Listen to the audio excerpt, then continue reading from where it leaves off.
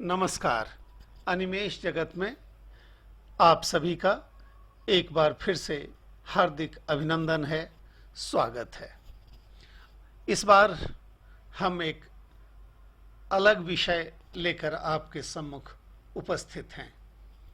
पहली बार जब मैंने वर्टिकल गार्डन सुना था तो चौंक उठा था। अभी आपके सामने जो दृश्य है वह एक वर्टिकल गार्डन का ही है। शुरू में तो समझ ही नहीं आया था कि यह कैसे संभव है, परंतु देखने पर पता चला कि यह प्रकृति और यांत्रिकी का बेजोड़ मेल ही वर्टिकल गार्डन है। आप देख सकते हैं सड़क किनारे जब इस तरह 2 से 3 मीटर की ऊंचाई तक एक हरियाली खड़ी कर दी जाती है और उसके साथ जब कलाकृतियां भी उकेर दी जाती हैं तो कितना खूबसूरत दृश्य उपस्थित हो सकता है।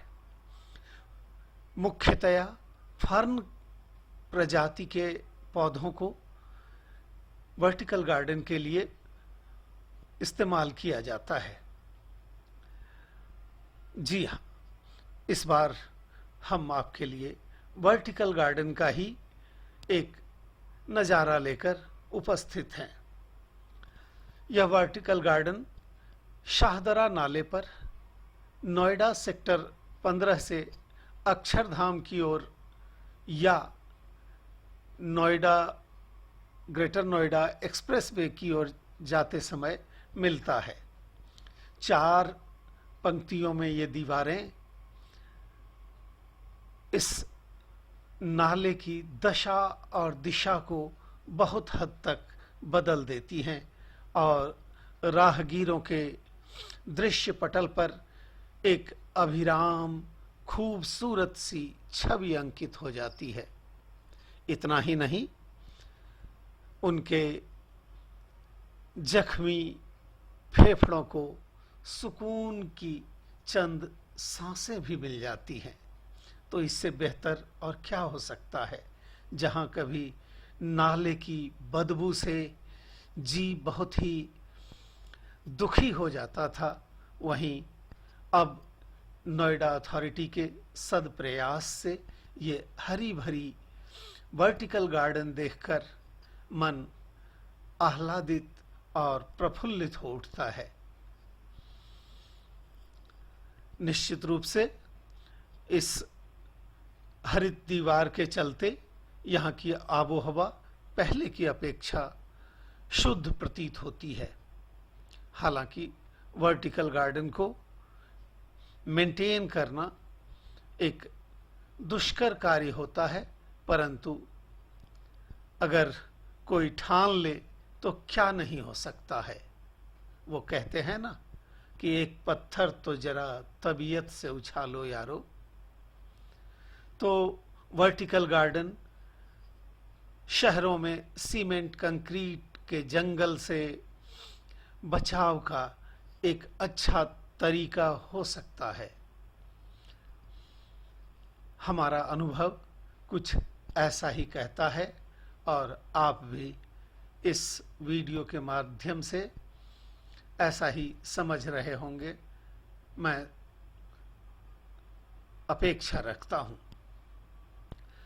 तो वर्टिकल गार्डन में मुख्य रूप से फर्न प्रजाति के पौधों का इस्तेमाल होता है, परंतु और भी कुछ प्रजातियां इसकी पाई जाती हैं जिसे लोग घरों की दीवारों में लगाने के लिए इस्तेमाल करते हैं, जैसे bromeliads, bird nest fern, pothos जिसकी उपजातियां भी हैं, golden pothos and devil's ivy, lipstick plants, succulents, dracaena, crotons, होसला, बेबीज टीयर्स इत्यादि अनेक वैरायटीज इसमें प्रयुक्त होती हैं।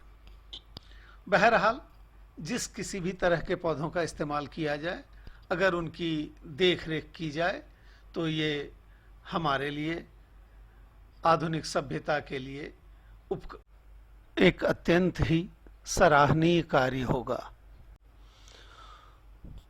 एक नाले के ऊपर पौधों से बनी हरी भरी दीवार और उसके नीचे रंगीन कलाकृतियां बहुत ही नेत्रों को सुकून देने वाली और मन को आह्लादित करने वाली दृश्य उपस्थित करती है। इन वर्टिकल गार्डन्स को मेंटेन करना थोड़ा दुष्कर कार्य है, परंतु अथॉरिटी इसको अब तक कर पा रही है। इसमें